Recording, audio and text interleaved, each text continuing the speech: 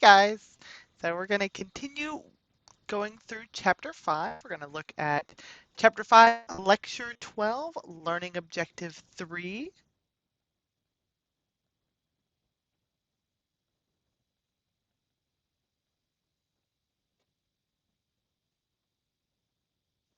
So we're going to be looking at internal energy, heat, and work, and then looking at the signs for those. So work,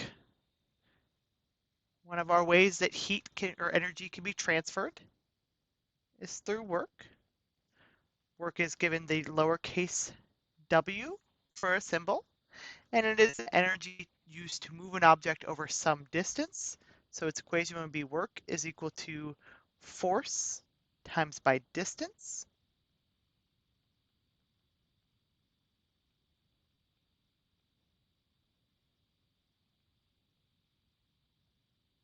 And our work, the force here,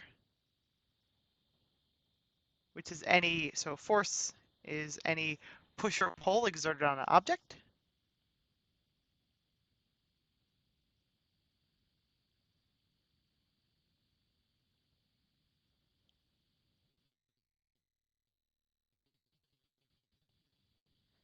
And then we can also calculate that using force is equal to mass times by acceleration.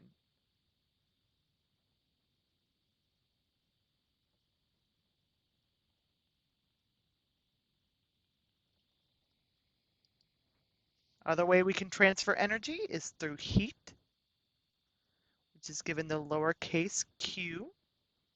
And when we're thinking about heat transfer, it's going to transfer from a hotter object to a cooler object.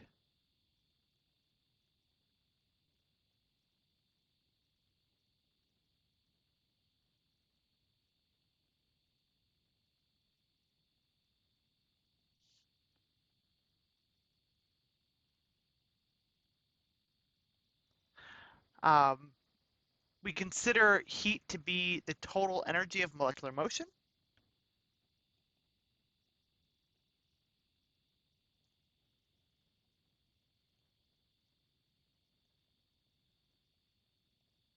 So this is a sum. The sum of all the molecular motion.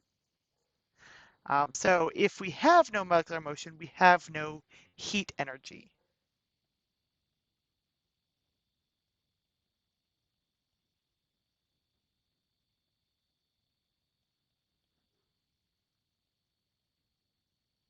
And we see this when we're at absolute zero.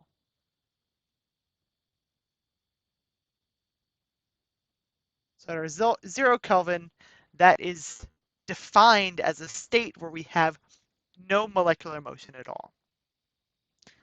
Heat is going to be different from temperature. Though they are talking about similar things, it is going to be a measure of heat energy, but it is that average of the molecular motion.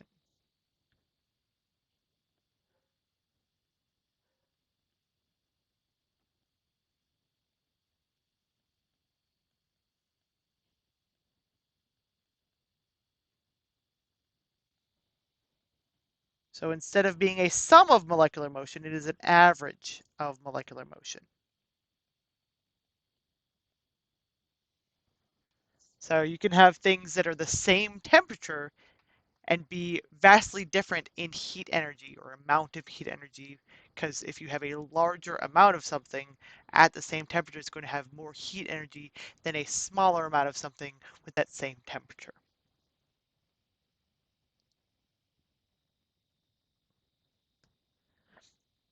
There are two types of energy we look at, kinetic and potential.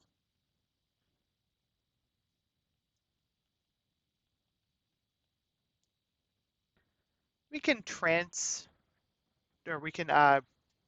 convert between the two.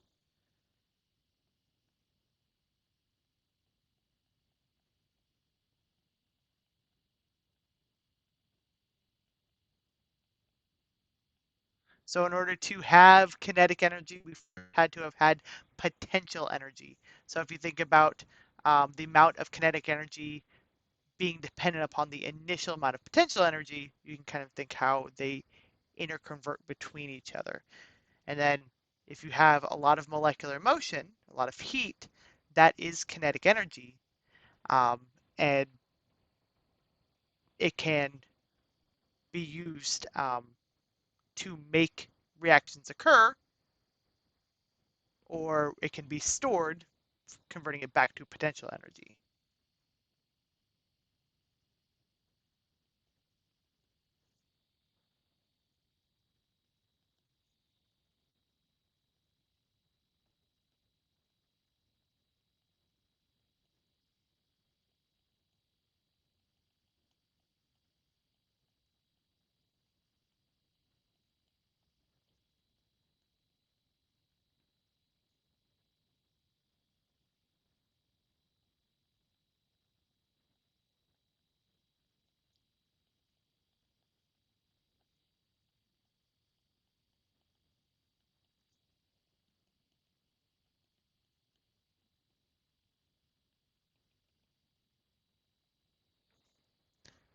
Another way to think about this is if you're digesting food.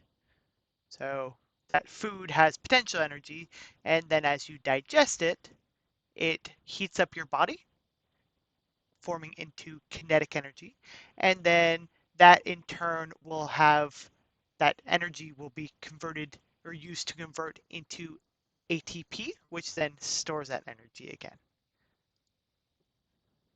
All of this is based on the first law of thermodynamics.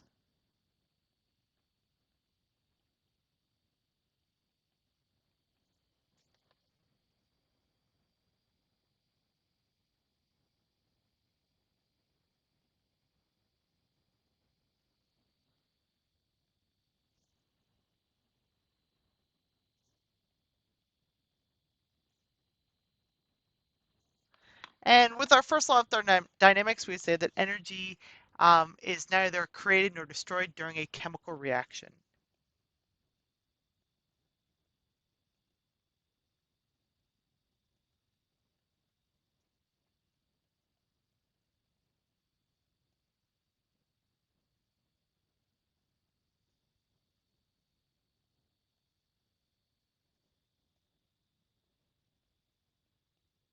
And this goes back um, back to our law of conservation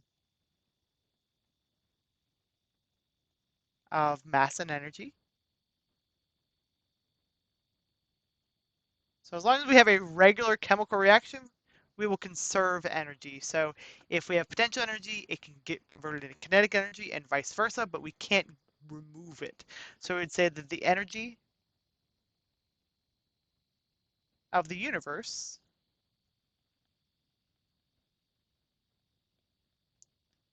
is constant. And then if we think about a chemical reaction being our system and then the surroundings around it, if an object or system loses energy, it's gained by the surroundings and vice versa.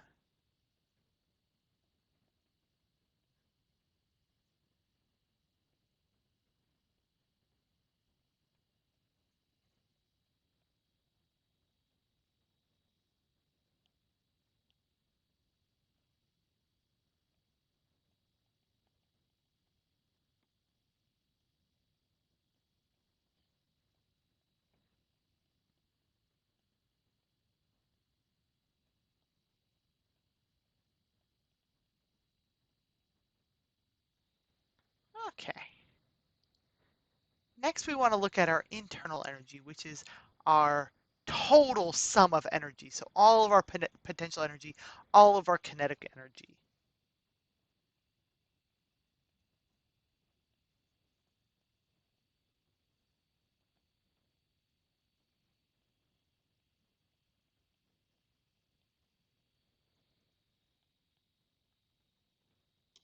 So it could be all potential plus kinetic energy,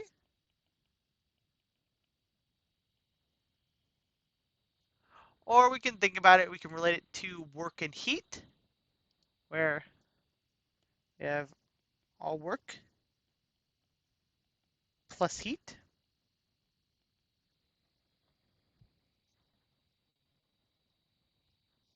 Our internal energy is what we've been looking at all along, that capital E. You will sometimes see it as U as well.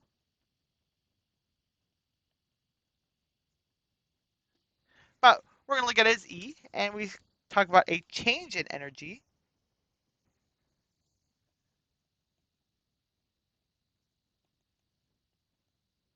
Whenever we have a change in energy, we give it a delta E, where delta E is going to be equal to your energy of your final state minus your energy of your initial state. If we relate this back to a reaction, which is what we're going to mostly do, your E final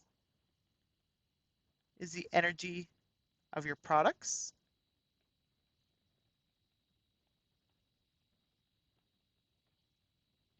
Your E initial is the energy of the reactants. And you do a delta E of your reaction. Okay? If we have a delta E that is greater than 0, we would say that the final energy of that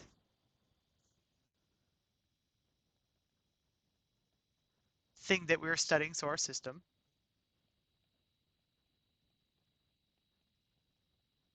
or of the thing in question, because we could also look at it for the surroundings, right? Final energy of the thing in question, so our system or surroundings,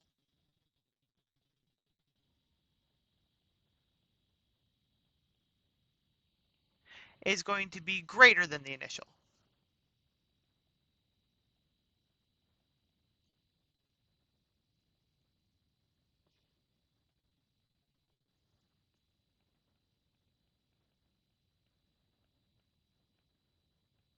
So it would have absorbed energy.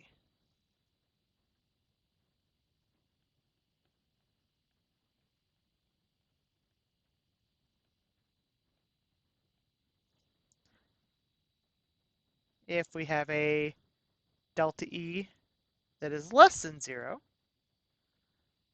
our final energy is less than our initial energy.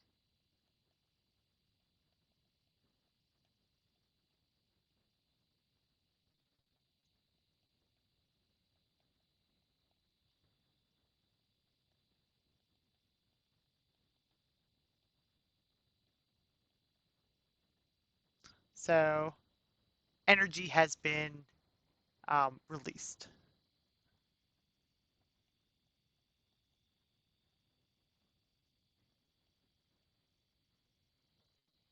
Okay. If we have an absorbing of energy, we call this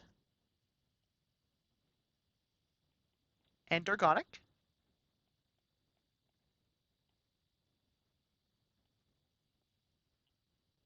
If we have a releasing of energy, we call this exergonic.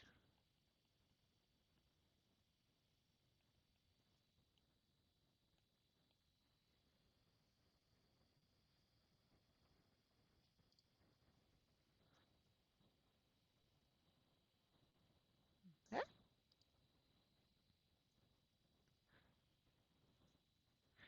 With our internal energy, we can use it to, or we can use heat and work to calculate it.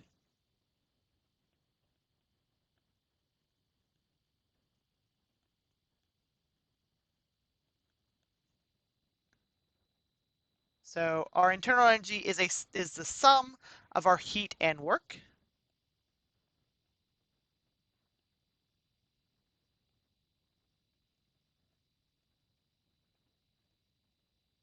So we'd say our delta E is equal to Q, our heat, plus W our work.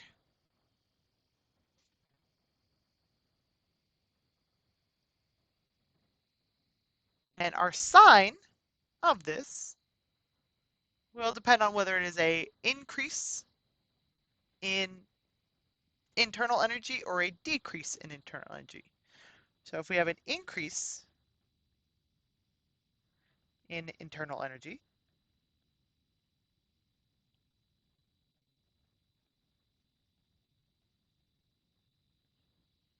our delta E is going to be positive. So the sign of delta E will be positive. So you can think of it kind of like a bank. If it absorbs, if the whatever thing in question absorbs energy, we've deposited energy in there, so it's going to be positive. And we can get an increase in energy by either having heat absorbed by the system, so can occur when heat is added to the system.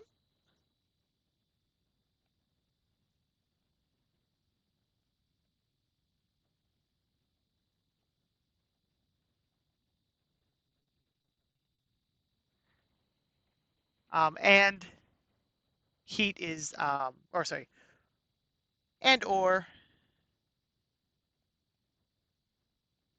work is done on the system.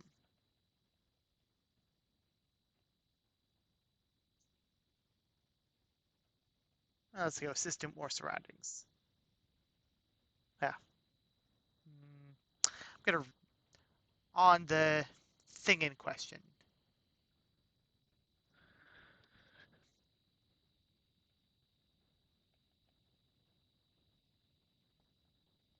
Because this will work the same whether we're talking about the system or the surroundings.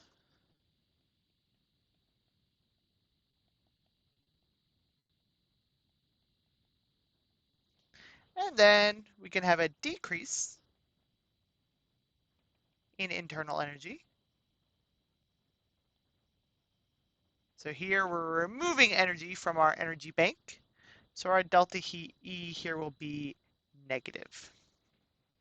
And this can occur when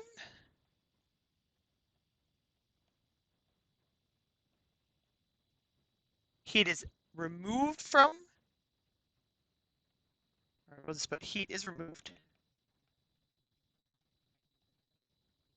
and or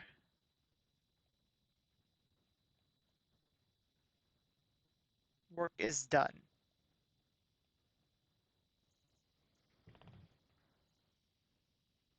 By the thing in question.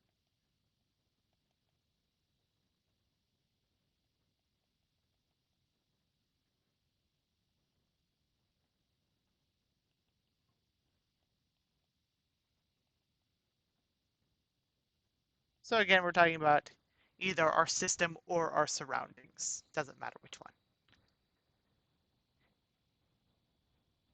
Okay. Now, we don't have a lot of work that goes on in chemistry. We will talk about pressure volume work here in a following video lecture, but generally we're thinking about heat energy. So our endergonic and exergonic processes talk about either an absorbing of total energy, releasing of total energy, but we can also use the terms endothermic and exothermic when we're talking about heat energy specifically.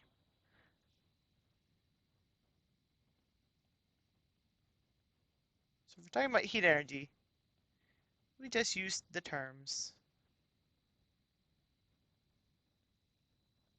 exothermic and endothermic.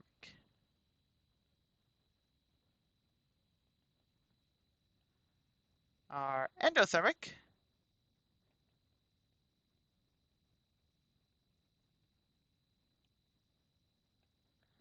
that is a process where heat is absorbed.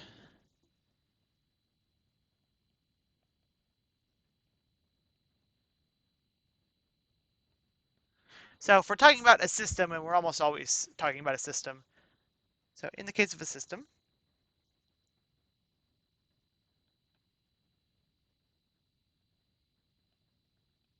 talking about endothermic system, or a system that undergoes an endothermic process. So let's actually write that. In the case where a system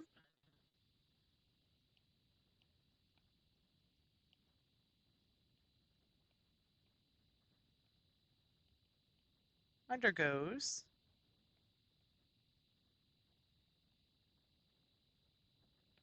an endothermic process,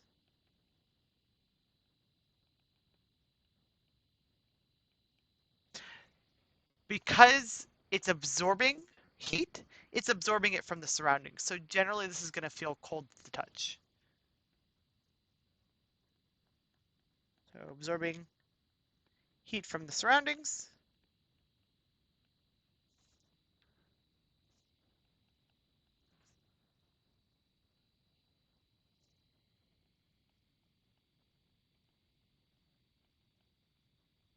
And that causes the surroundings to get cooler. So it feels cold.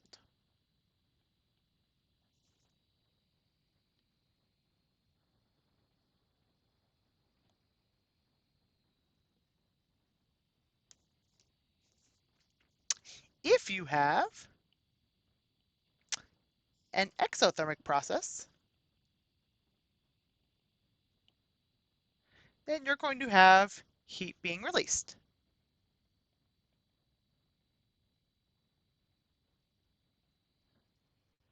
So again, let's think about a system undergoing an exothermic process.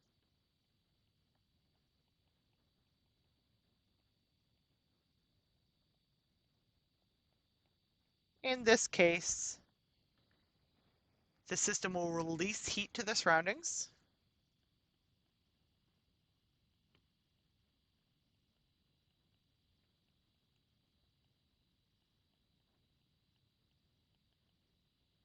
And this is going to feel hot.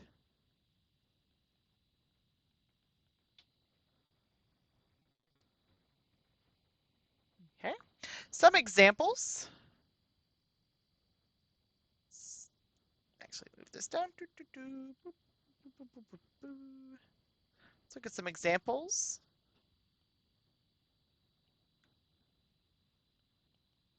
of endothermic processes. Some examples include melting, evaporation,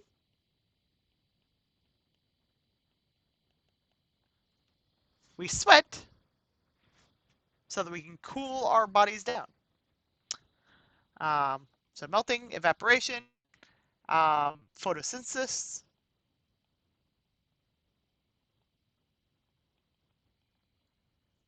some dissolving processes,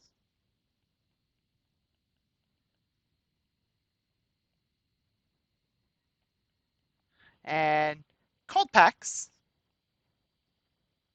So if you ever used a cold pack, that is an endothermic process.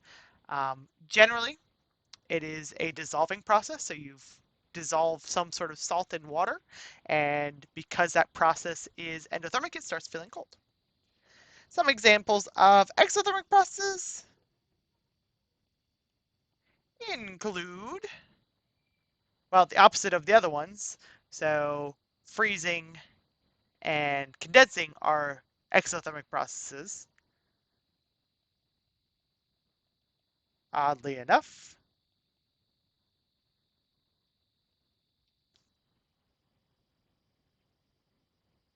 And then we also have things like combustion reactions. Most combustion reactions are exothermic, which hopefully makes sense, as they almost always have fire, right? Or they do always have fire.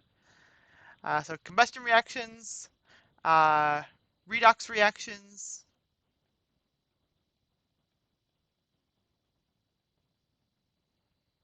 neutralization reactions,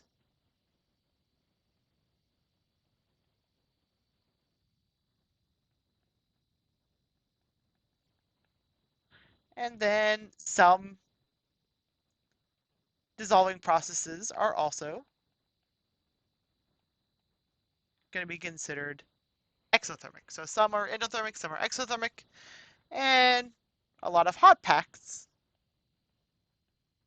are dissolving processes, although some are actual regular chemical reactions. Okay, so let's see how well you guys are understanding this material. We're going to take a ball, and we're going to, which weighs 10 pounds, and we're going to raise it up 2 meters.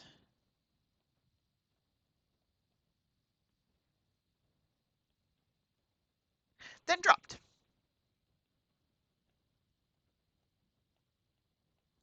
And we want to know how much work was required to raise the ball.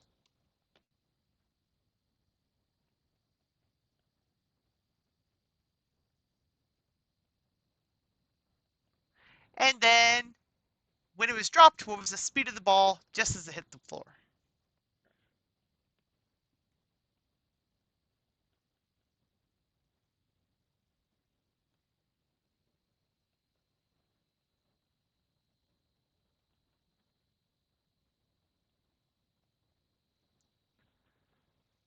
So, if we want to know work, we want work is equal to force times by distance. Okay. And we also need force is equal to mass times by acceleration. So first, we don't know what our force is. We have to use this. So we're going to convert our mass from pounds into a unit that's usable within an energy equation. Remembering that 1 joule is equal to 1 kilogram times by meter squared over second squared. So we need this to be in kilograms. This would be a conversion that you would have on a test, but 1 kilogram is equal to 2.205 pounds. Dividing that out, we get 4.535 kilograms. We can then put this into our force equation, where force is equal to mass times by acceleration. Hopefully, you know that our acceleration here is going to be our gravity. So gravity is going to be our acceleration in this particular case, because that is the only thing that's pushing it down, right? So our force is going to be equal to our mass, 4.535 kilograms, times by our acceleration, our gravity, 9.8 meters per second squared.